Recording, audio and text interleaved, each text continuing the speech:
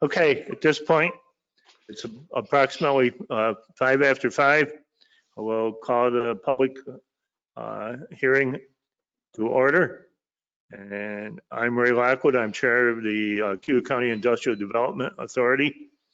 And I see Rick Albato, our attorney, Andrew Reinflesh, one of our board members, and Tyler Symes. And Tracy will be with you in a minute. Okay, the purpose is to pursuant to, in accordance with the General Municipal Law, Section 5859-A, Cayuga County Industrial Development Authority, the agency, is conducting this public hearing in connection with a certain proposed project.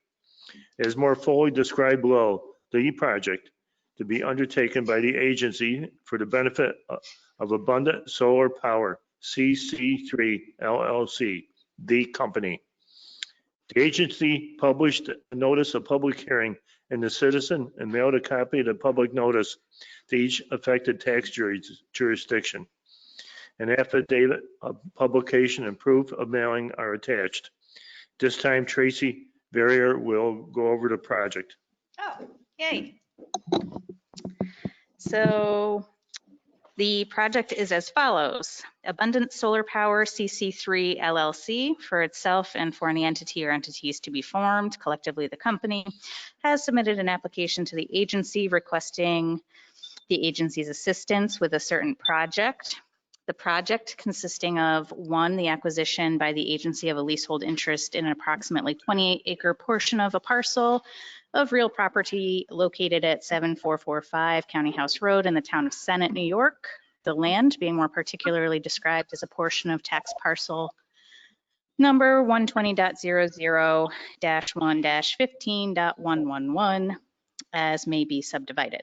2, the planning, design, construction, operation of a 4 megawatt AC PV solar electrical generation system, including panel foundations, inverters, transformers, interconnect electrical generation system.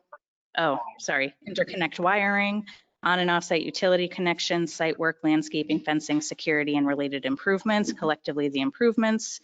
3, the acquisition of an installation in and around the land and improvements by the company of machinery, equipment, fixtures, and other items of tangible personal property, the equipment, and collectively with the land and improvements, the facility. And 4, entering into a straight lease transaction within the meaning of subdivision 15 of section 854 of the Act, pursuant to which the agency will return a leasehold interest to the facility for a period, or will retain a leasehold interest in the facility for a period of time and sublease such interest in the facility back to the company, the straight lease transaction. The agency is contemplating providing financial assistance to the company with respect to the project, collectively the financial assistance in the forms of 1, an exemption of all state and local sales and use taxes with respect to qualifying personal property included in or incorporated into the facility or used in the construction and equipping of the facility. 2, mortgage recording tax exemptions for financings undertaken in connection with the project. And 3, a partial real property tax exemption to be memorialized in a payment in lieu of tax agreement, pilot agreement, consistent with the agency's uniform tax exemption policy, or UTEP. Based upon the information provided by the company and its application, the project will involve approximately $6,599,125 of capital investment by the company. The agency estimates the following amounts of financial assistance to be provided to the company. Sales and use tax exemption, $440,000. Mortgage recording tax abatement, $49,493.44. Real property tax abatement, $2,082,673.42 for a total of $2,572,166.85. Thank you. Is there anyone from the company Yes, present? it's Melissa Clark. I'm here. Thank you. Would you like to expound on your project, please? Yes, well, in addition to what Tracy has said, we've been working on this project as part of a portfolio for almost 3 years now, so we're very excited to see it reach fruition. We are in the process of final easement review, having signed all of our final documentation with the utility and whatnot. So we're quite far down the path of bringing this to construction ready. Just in addition to what Tracy has said, this will actually be a community solar project. So there is value not only from a cost savings perspective to the county, as they will be a 20% off-taker of the 4 megawatt AC project, but there'll also be the remaining 80% that will be made available to residents within the load zone, and they'll be able to subscribe to this green power at about a 10% cost savings against their current bill. So the power gets produced and actually gets fed into the existing grid, and we will also be making infrastructure improvements to the grid as it exists in the area today. So really a number of benefits being brought to the locale, cost savings, green energy, and grid improvements, to name 3. Thank you. Can you find out who caller 1 is? Who's on the phone? Is there someone on the phone? I am Ray, Herb Marshall. Oh, hi, Herb. Have you been listening to the conversation, Herb? Yes, I have. Okay, okay, at this point, is there any questions from our board members? At this point, I'm going to open it up to public comment. If any public, which we don't have any in the building now, is there anyone that's going to call in? It's not. We will be taking public comment. Taylor, has there been any written comments that have come in? No, I haven't received any. Thank you. You're welcome. Okay, does any of the board have any questions for Mrs. Clark?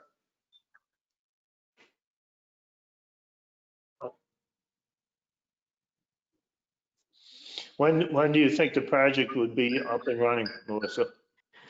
Well, I would imagine at this point that we would see shovels in the ground next spring. So depending on the nature of the winter, probably see first shovels in the ground in May-ish time period, April, May. Something of this scale would probably take, from first appearance on the site to interconnection, depending on the utilities availability, about 3 months. So Wow. I would anticipate that we would see this connected to the grid in the fall. Very good. It's been a long road. We'd be very excited to get it there. Yeah. Yeah, it's been about 5 years, hasn't it? Well, it's been 5 years since the Central New York Regional Planning Board first brought the concept to the table, and they had brought in a discrete group of consultants to assess a much larger portfolio of potential sites. So that process took about 2 years. We've been on board since about May 2018. You still have to be an optimist and very committed. Yeah.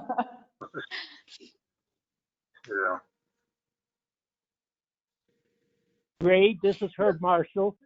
What Yes. county departments or agencies are going to have access to this electricity?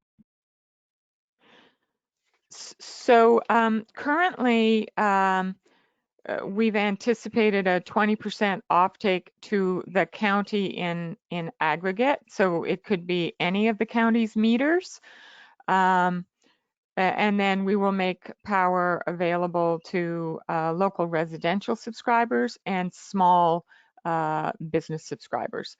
So there is a limit within the community solar legislation as to the scale of the business that can qualify as a non-principal subscriber, and the county will be our principal subscriber. Would nearby farms be one of the participants? They could be. Okay.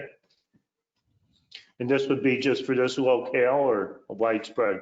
So this is actually for the utility load zone in which the site is located. But we have a number of other projects in the portfolio that are taking place in abutting load zones or in the NYSEG service area. This project is a National Grid project. So we can sell to subscribers in the county, whether they're in load zone or out, but it's dependent on which project we'll be able to cover them off with. So in the local area, we're also building at the Skaneateles landfill. We're building at the Auburn, City of Auburn landfill. So there will be a good amount of broad coverage making subscriptions available. Where you're citing this is New York State Electric and Gas. Oh, okay. So this one's NYSEG. All right. So I just don't have that in front of me right now. We're about a 50-50 split between NYSEG and National Grid at this juncture. Mhm.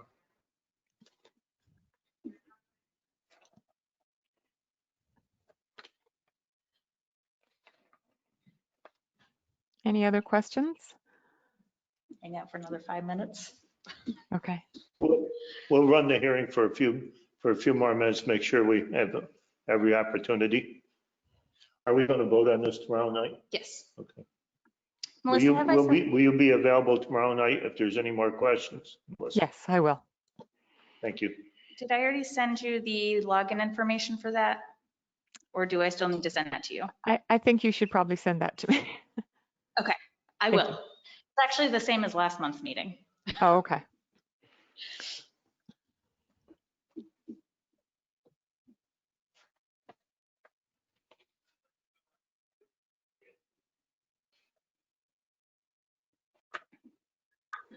I assume you've got everything worked out with the county and with Yes. the land? Yes. So the final amended and restated lease was signed on September 8th. Will this have any involvement with our regional digester we have here? No, there's no intersection. Okay.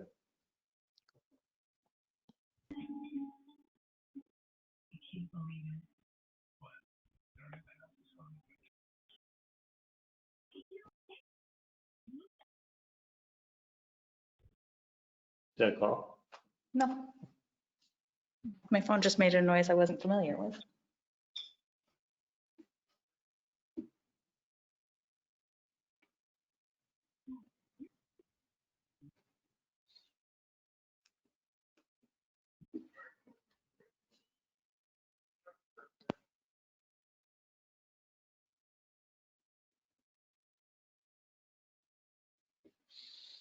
Taylor, we have a quorum for tomorrow night? Yes, Thank you. you're welcome.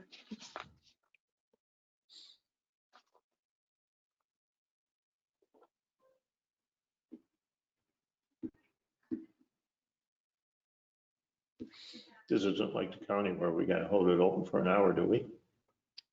I don't think so. Rick? Rick, is there a time frame? Have to have a public hearing open?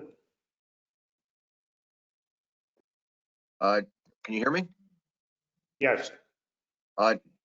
No, there's not, except you can't start it earlier than what's been advertised, Okay. Which we Okay. did not. which we, Thank you.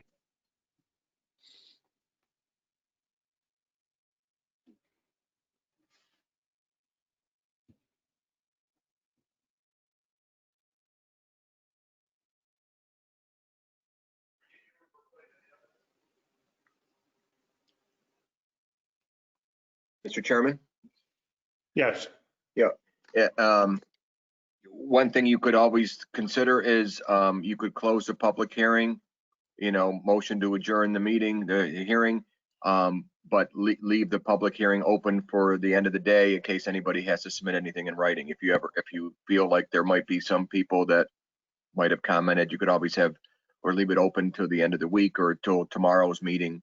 You could do that too if anybody wants to submit anything, but there is no requirement that we have to leave it open, other than just starting it no earlier than the start time advertised. Right. I've just given it a couple more minutes in case somebody calls in.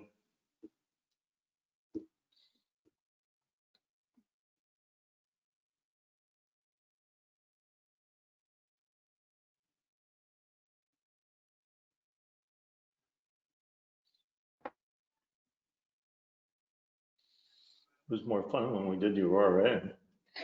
Define fun. That was a 2-day affair. Okay, at this point, it's at 20 after 5. We will still leave the public hearing open.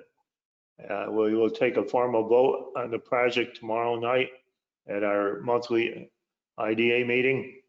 At that point, we will continue to take any in-person or any phone or email or mail comments. And they will be entered into the record. Taylor, at this point, we still have no one calling in. Is that correct? Correct. Thank you. Okay, I want to thank everybody for participating. I will now close the meeting of the public hearing, but will still be left open for comments and till tomorrow evening. Does that satisfy it, Rick? Thank you. Thank you. We'll see you tomorrow night. All right. Thank you all. Thank you.